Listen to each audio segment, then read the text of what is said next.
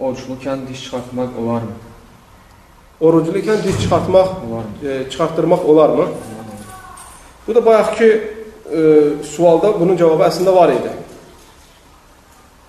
Çünki insan dişi heç kəs, yəni kimdir durduğu yerdə gedib ağzını açıb dişini çıxartdıran?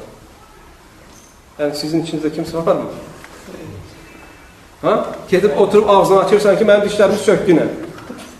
Bu şey tarixdə olan şey deyil, qardaşlar. Çünki insan həyatında, insan vücudunda ən önəmli iki şey var. Hər şey önəmlidir.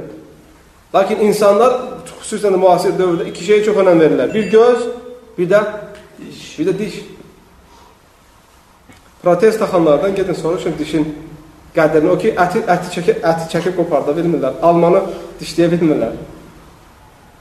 Almanı dişləyirsə ağzında buxsavat edir.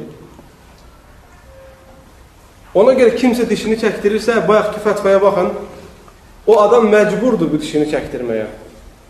O adam, yəni məruz qaldığı bir fəsadı ortadan qaldırır, bir ağrını, bir sıxıntını çıxardır. Ona görə elm əhli icazə verir ki, Şeyx İbn Baz Rəhməhullahın fətvası var.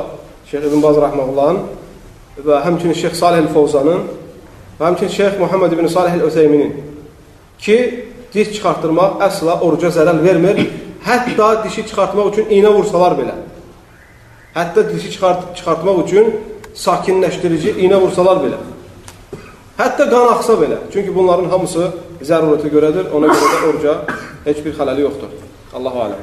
İxlasla.com saytı tərəfindən təqdim olundu.